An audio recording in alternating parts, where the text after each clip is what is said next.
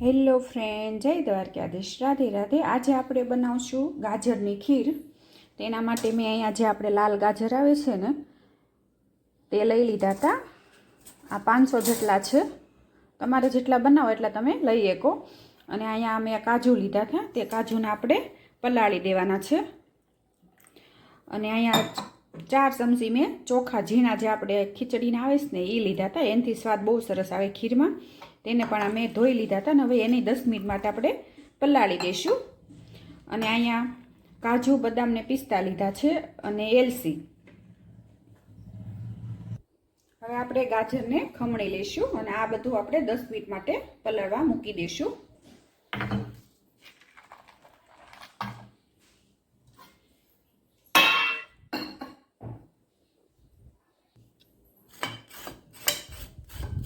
આવી રીતે આપણે ગાજરની ઉપરની ઓલી કાઢી લઈશું।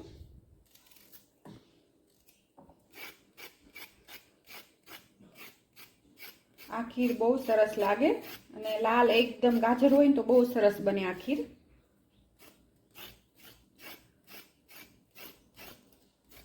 આવી રીતે આપણે બધા ગાજર તૈયાર કરી લઈશું।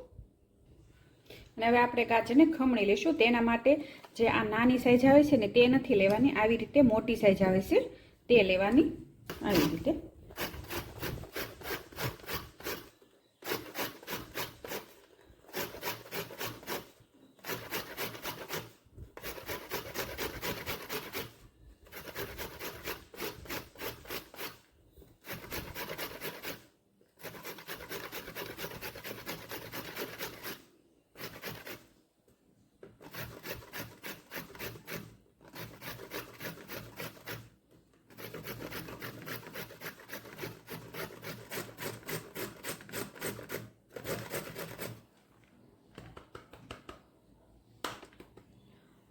જો તમે આવી રીતે આપણે ગાજર ખમણી લેશું બધા।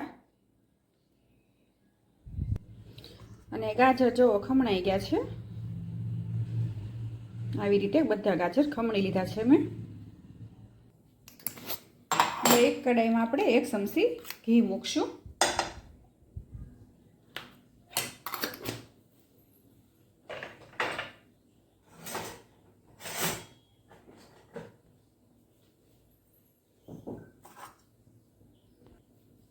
અને એમાં ગાજર આપણે નાખી દઈશું।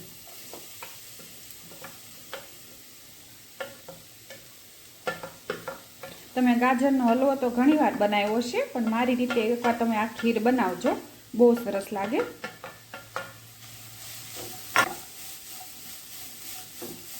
આમ સેજ સુગંધ આવે ને ત્યાં સુધી આપણે આમાં સાતળી લઈશું।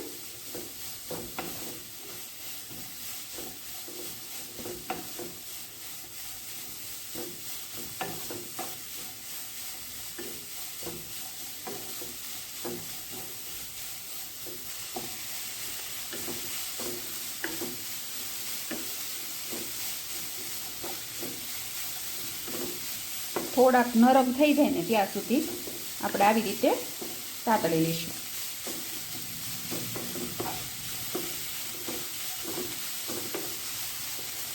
બીટની પણ ખીર થઈ શકે, એ પણ હું એકવાર તમારી આરે વિડીયો શેર કરીશ। અત્યારે માર્કેટમાં બીટે સરસ મળે છે શિયાળામાં, અને આ ખીર તો શિયાળામાં જ બને, કારણ કે પછી ગાજર બહુ સારા ન મળે।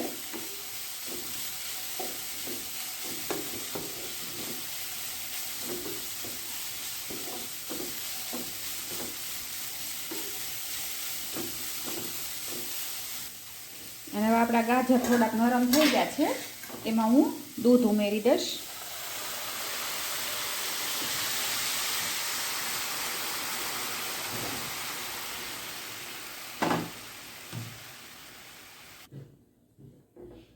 હવે આવી રીતે આપણે હલાવતા રહીશું સતત।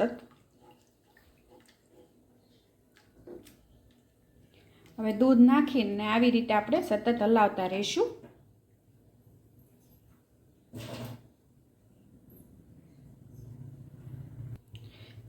અને પલાળેલા ચોખા ઉમેરી દઈશું આપણે, એટલે હારવાર ઈ પણ સડી જાય।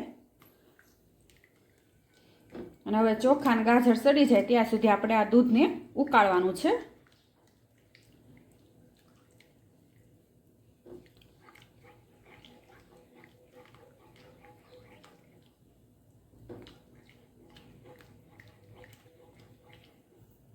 અને આવી રીતે આપણે સતત હલાવતા રહીશું.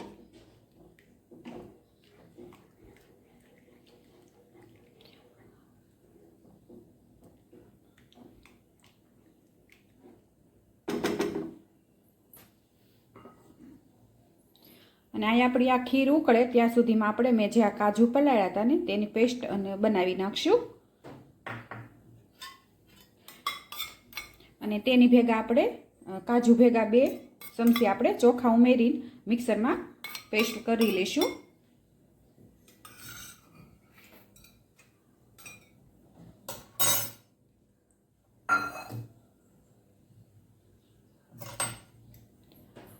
જો તમે આવી રીતે કાજુ ને ચોખા 2 મિક્સ કરી અને મિક્સરમાં ક્રશ કરી લઈશું.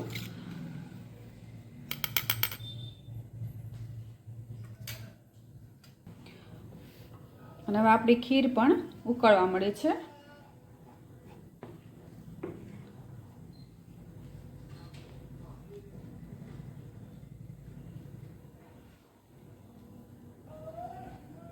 ચોખા જોઈશું શું સડી ગયા છે કે નહીં. જો સરસ સડી ગયા છે.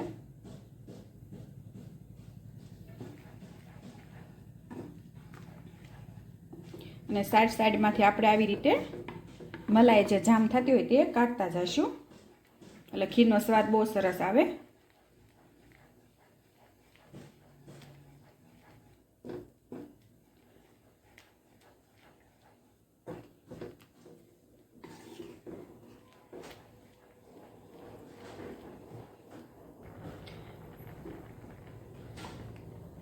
અને જે આપણે આ કાજુ અને ચોખાની પેસ્ટ બનાવી હતી તે ઉમેરી દેશું. તેને પણ આપણે થોડીક વાર સડવા દઈશું એટલે સરસ સ્વાદ આવે અને એકદમ ઘટ થાય આ પેસ્ટ ઉમેરવાથી. અને સુગંધ એ સરસ આવે છે.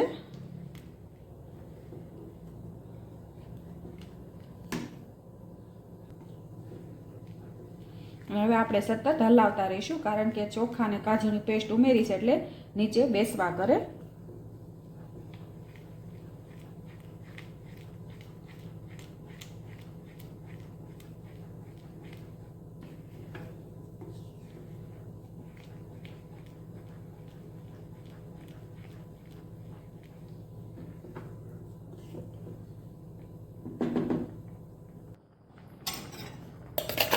આપણી ખીરમાં ગાજર ને બધું સડી ગયું છે. હવે એમાં આપણે ખાંડ ઉમેરી દઈશું. ખાંડ છેલ્લે ઉમેરવાની.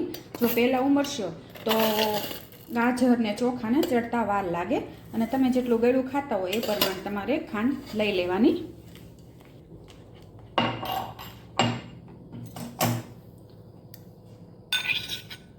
હવે મેં અહીંયા 4-5 એલચી ખાંડીને લઈ લીધી છે તે ઉમેરી દઈશું.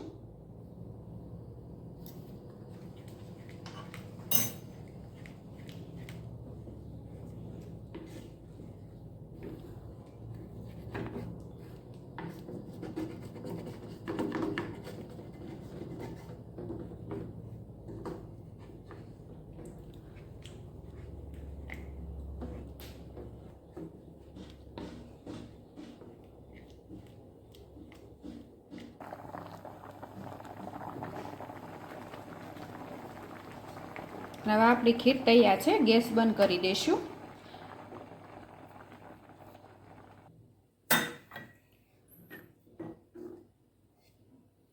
હવે આપણે એક બાઉલમાં લઈ લઈશું. જુઓ તમે. અને ઉપરથી આપણે હવે કાજુ બદામ ઉમેરી દઈશું. કાજુ બદામને પીસતા આવી રીતે મેં સુધારી લીધા હતા.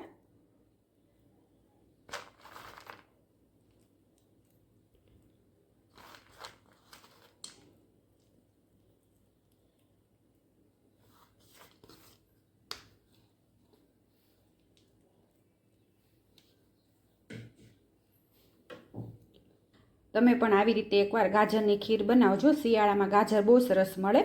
જો અને મારા ખીરની રેસીપી તમને ગમી હોય તો લાઈક કરજો, શેર કરજો અને સબસ્ક્રાઈબ કરજો. અને કોમેન્ટ કરી જણાવજો કે કેવી બની એમ.